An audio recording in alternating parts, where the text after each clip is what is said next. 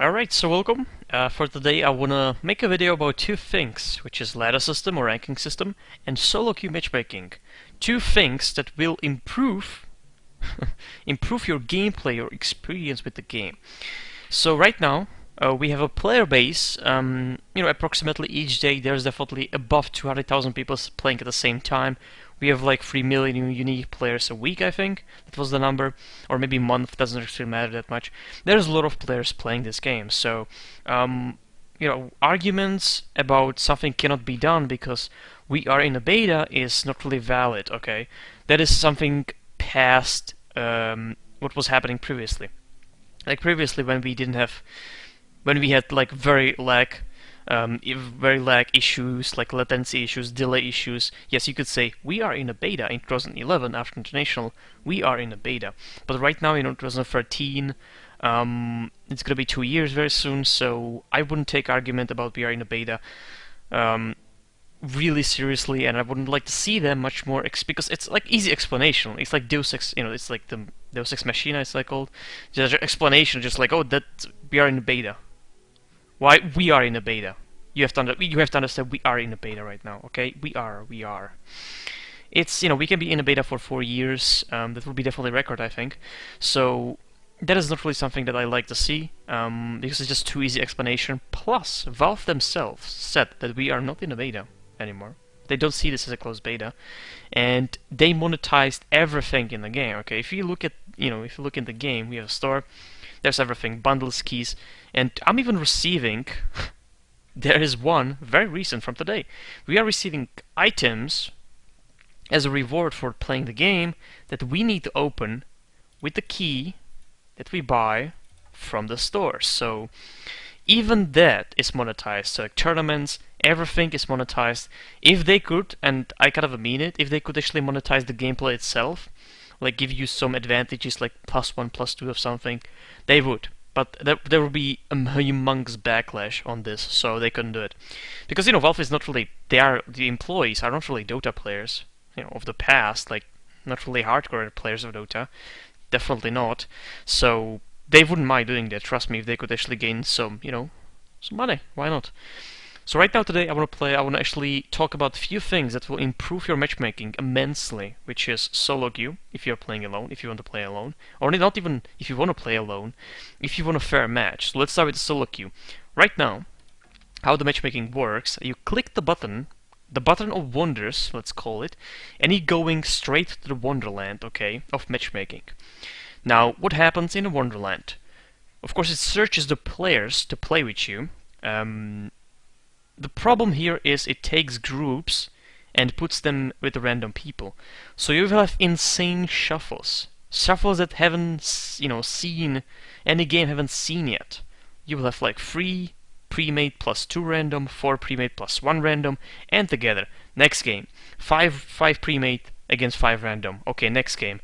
You know what I mean? Like, it's just too broad of groups and randoms and everything together.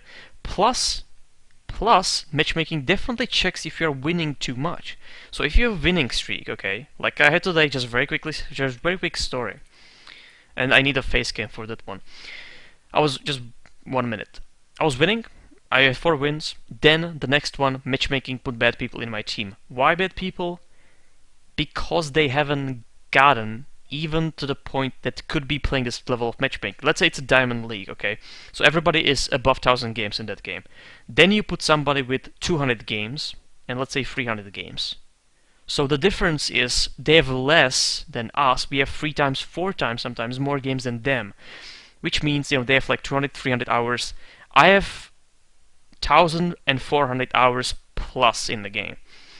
They shouldn't be in this matchmaking, and they are for only one reason. To put me and somebody else probably was on a winning streak, behind the starting line. So we are in a disadvantage. That's how matchmaking right now works, unfortunately for me. And against us there was a group of 4. So we have 2 guys that are together, actually friends, which kind of justifies for matchmaking the putting them in the game. We are playing against 4 people together. I checked those profiles too. Very much everybody was 500 plus wins, which means 1,000 plus games. Everybody was that. So we are doing that, and of course they went bottom. They fed the lane. They got killed 10 times in a 5 minutes. Horrendous. We couldn't win the game because of them.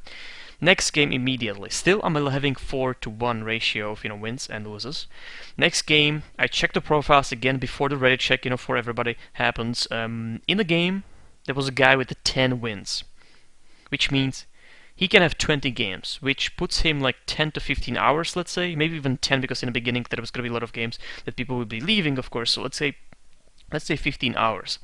Again, I have 1,400 plus hours. Like, fair matchmaking? I don't think so. And that was on a prime. That was prime time. 250,000 people playing. And this, so unfortunately, matchmaking will screw you in the end. Like, you will get easy games. You will get easy games to win, easy games to lose. All the things. There's groups in every single game. You're not gonna miss that. And just the broadness and just the amount of groups and randoms, matchmaking, figuring out your winning streak.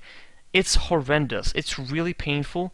So what solo queue is that you are alone. You cannot be in a group before the match starts, or sorry, before the matchmaking starts. So it's gonna be like additional button like solo queue matchmaking. You click the button. You cannot click the button when you are in a group. You can only click when you are alone. So what it means to a match is that the matchmaking only checks few things. It doesn't check the groups. Doesn't check the winning ratio, doesn't check the win rates. Nothing like that, please. Only checks the skill level. That is already done. This is already done. The skill level is already done. So you just take away the groups and you do only the skill level check for everybody. That's what you do. That's it. And in the end, in the match, what's gonna happen is that you will have 5 random, okay, on one team, and 5 random on the other team. Okay, each individually matchmaking alone, so we don't know anybody from the game. We need to work with them from like a fresh start. Each game, of course, you can know somebody if it's like a kind of a random situation, but that's minimum. Plus, yes, there's gonna be people fucking those games too up. You're not gonna miss that. Unfortunately, that's what people do. People don't care sometimes. That's what the ladder will fix, slightly. But usually you will get much more better experience because it's a fair setting. Every one of you is in a fair setting from the beginning. It's not like if I'm playing with a group of 4 other people, +1 plus me, against 5 random, sorry, it's not fair. It's gonna be probably a stomp. If 5 premade is playing against 5 random, which happens very frequently, or 4 against 5 random, it doesn't matter actually. It's not fair setting. It's just you're putting people in disadvantage and some people in advantage because they could get a group to play the game. Like, that doesn't make any sense to me. So solo queue is the only thing that is fair matchmaking what I would like to play. I like to play fair setting that everybody is equal, okay, from the start, and then the pick can happen. Then the fuck-ups can happen, absolutely, but don't decide the game even before the game happens. Even before the first pick. So that's a solo queue. And that kind of leads into ladder or ranking system. Solo queue is absolutely perfect for a few reasons. The one reason is that win rate, okay, winning ratio, meaning wins and loses in a ratio, they have a meaning. So for wins, the ranking system can reward you by points. Like, let's say for wins it's going to give you 10 points. For losers it's going to take away 5 points. In a solo queue, because everybody is in a equal ground, everybody, if you lose, your team or yourself did something wrong. And in 100 games, for everybody, okay, the fuck-ups will be kind of in everybody's, bracket, in everybody's games, everybody's statistics. So it will equalize the bad things. So overall win ratio in a solo queue matchmaking will actually make sense. So win loses completely makes sense. So what you can do, I'm just gonna put out example of League of Legends, is ladder system. So we have 6 tiers in League of Legends, we have 5 divisions. Each tier contains these 5 divisions. So there's a bronze, Division 1, Division 2, Division 3, Division 4, Division 5. Gold has the same divisions, only it's Gold 1, Gold 5, so Gold 2, Gold 3, Gold 4, and Gold 5 division. You start with the bronze, let's say, level Division 1 if you starting the game, and then you move the divisions with the winning.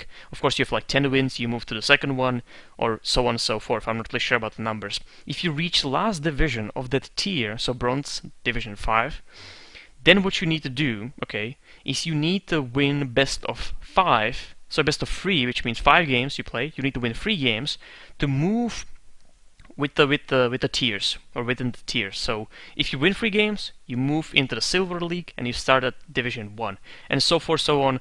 Then you go, of course, your goal is to reach a Diamond League and be there, forever basically. You cannot drop in League of Legends to the tier unless you don't play the game. So if you're not playing the game for like 2 weeks, you can drop the tier until that happens, so you don't play. You cannot drop the tier. You can drop divisions, but not the tier. So that's pretty good thing. And the best thing is, okay, this is just the the example of League of Legends.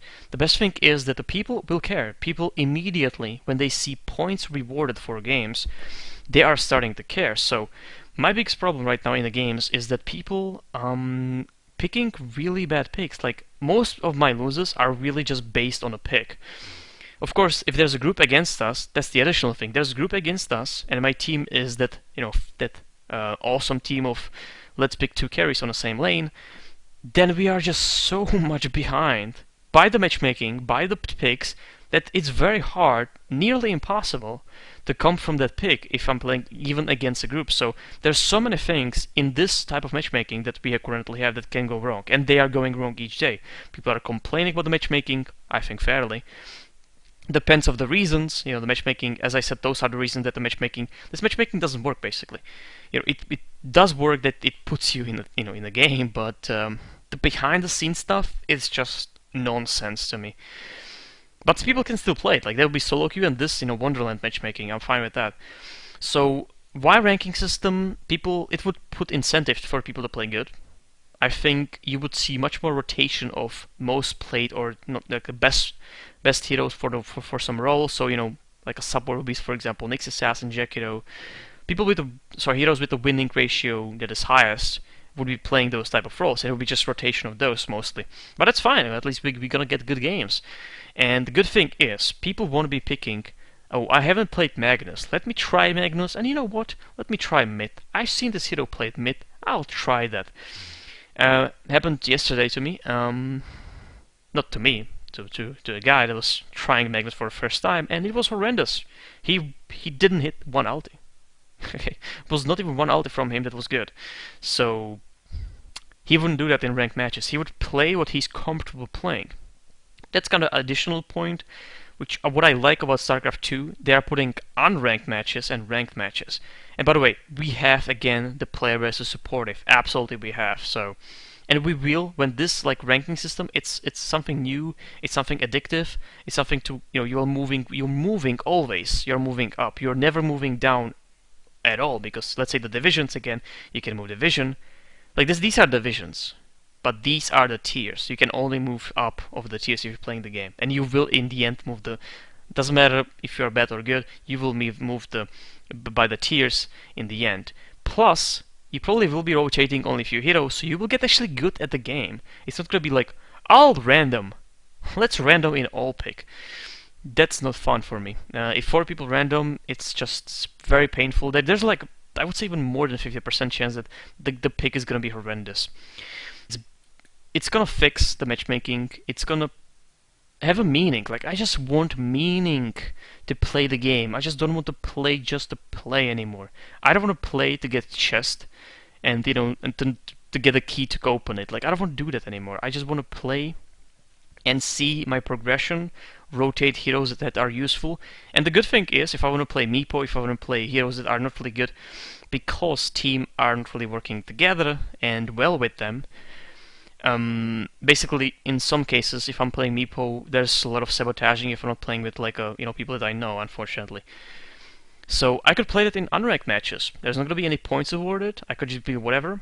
Let's just play in the unranked matches, try the new things. I could learn one hero in the unranked matches and then implement that hero to my gameplay in ranked matches. That seems like a great idea, isn't it? I think it is. So that is it. I think that should be focus, number one focus. Okay.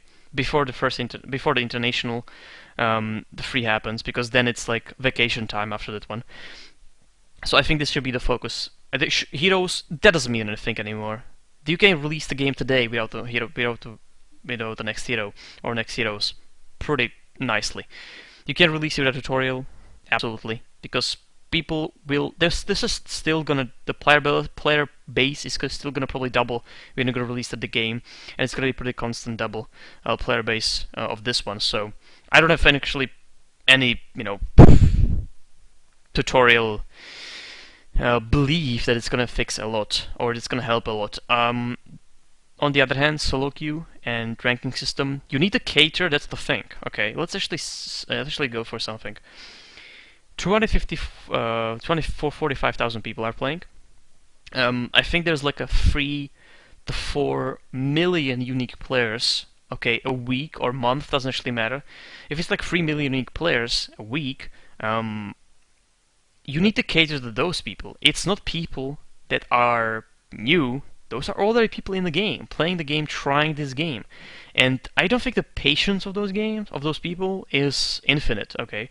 We can take only so much. I can take only so much. I had to actually take a break in last week, I think, or weeks. I had to take a break because I just couldn't play it anymore. I was just fed up by the picks. I was just fed up by the team and everything. So I just didn't play Dota for a while. You need to cater to those people. You need to cater to us because we playing these public games are what's actually running your monetizing function. We are buying these items. It's not a pro team that is buying your items, isn't it? It's fucking us that we are playing these games. That's the biggest part of your game. These fucking games. There's a million and million and million games played a week by us, by normal players, normal public players. You need to cater to us first, I think, and then be like, oh, this is for pro teams, this is for teams. Care for the people that are just giving you, the game, which is us. And it's even pro players. Like, even pro players are playing the matchmaking, mostly. But that is it. Those are two things that I'm completely missing from Dota 2. And, by the way, League of Legends, like talking about League of Legends has everything right now. And we cannot be like, okay, it's gonna be there after 2 years. League of Legends will have additional things in 2 years. So we'll be right here. League of Legends and StarCraft 2 will be completely in different league, and we will be again behind. So we are always behind, but when we release a ladder and ranking system and solo queue, it doesn't matter anymore. Because heroes, that can be it can be 5 years from now on, we can get the last hero, that's fine with me. We still are getting something.